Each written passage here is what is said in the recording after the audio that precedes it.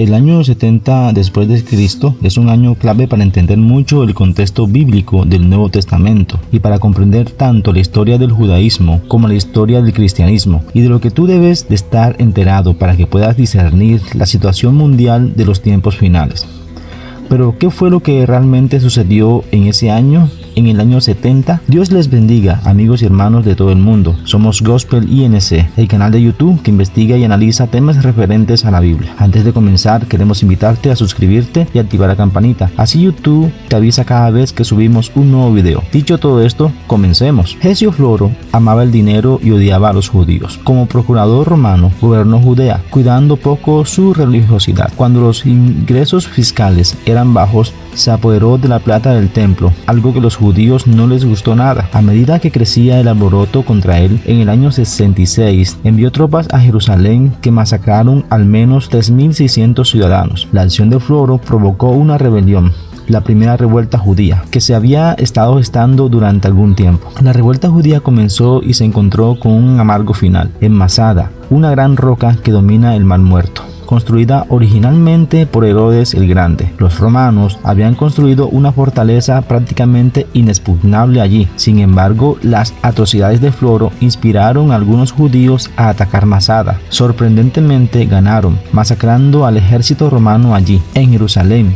el capitán del templo se solidarizó tanto con la revuelta al detener los sacrificios diarios al César, y pronto toda Jerusalén estaba alborotada, expulsando o matando a las tropas romanas. Entonces toda Judea y luego Galilea se rebeló y se sentían como los eternos ganadores por lograr tal hazaña. Sin embargo, Sestio Caius, el gobernador romano de la región, marchó desde Siria con 20.000 soldados. Asedió Jerusalén durante 6 meses, pero falló. Dejó 6.000 soldados muertos, sin mencionar el armamento que los defensores judíos recogieron y usaron. Fueron 6.000 soldados muertos de parte de Roma. El emperador Nerón luego envió a Vespasiano, un general condecorado, para sofocar la rebelión de Judea. Vespasiano sofocó a la oposición en Galilea, luego en Transjordania y después en Idumea, y dio la vuelta a Jerusalén. Pero antes del golpe de gracia, Nerón murió y no logró ver el fruto consumado de sus ideas bélicas. Vespasiano se vio envuelto en una lucha de liderazgo que concluyó con los ejércitos orientales pidiéndole que fuera emperador. Uno de sus primeros actos, luego de su ascenso como emperador en el año 69, fue nombrar a su hijo Tito para conducir la guerra contra los judíos. En ese momento, Jerusalén estaba aislada del resto de la nación y las facciones dentro de la ciudad luchaban por encontrar estrategias de defensa.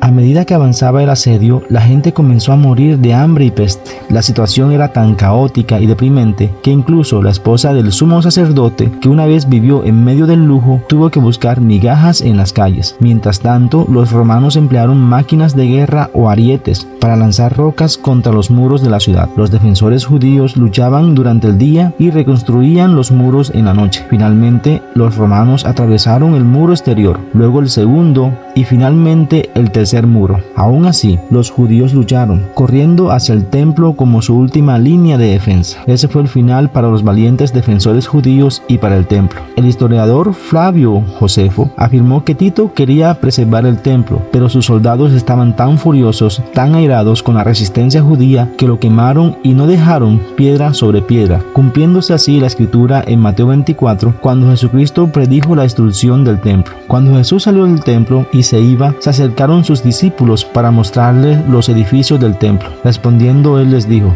¿veis todo esto? De cierto os digo que no quedará piedra sobre piedra que no sea derribada. Finalmente, los judíos de Jerusalén que quedaron vivos fueron asesinados o vendidos como esclavos. Por otro lado, la resistencia judía que había tomado Masada la mantuvo durante al menos 3 años más. Cuando los romanos finalmente construyeron una rampa de asedio e invadieron la fortaleza, encontraron a los defensores muertos. Se habían suicidado para evitar ser capturados por extranjeros. Estos hechos marcaron el fin de un estado judío hasta los tiempos modernos. La destrucción del templo también significó un cambio en la adoración de los judíos, aunque ese cambio había comenzado cuando se habían dispersado después del exilio. La primera destrucción del templo por los babilonios en el año de 586 a.C. había obligado a los judíos a convertirse en personas de la Biblia. El triste final del templo cerró la puerta al sistema de sacrificios.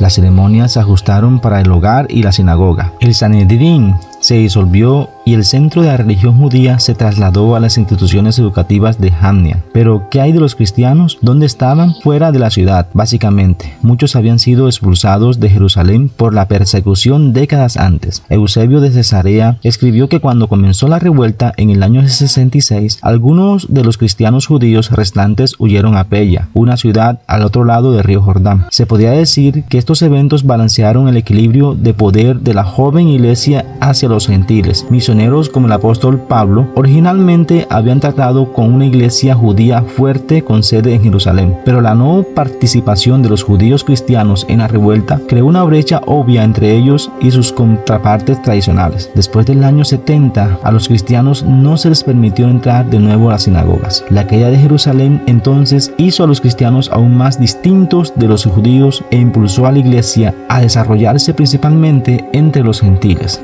La diferencia entre judíos y cristianos está basada principalmente en la historia y también en la doctrina. Por eso que los judíos y los cristianos no son lo mismo, no es la misma familia. Son diferentes personas, diferentes pensamientos que hay en medio de este mundo. En Jerusalén, por ejemplo, judíos y cristianos no se ven iguales. ¿Qué opinas de todo esto? Deja tus opiniones en la caja de comentarios. Únete a nuestro canal, dale like a todos nuestros videos y compártelos. Y no olvides seguir leyendo la Biblia para que el diablo no te siga engañando. Muchas bendiciones.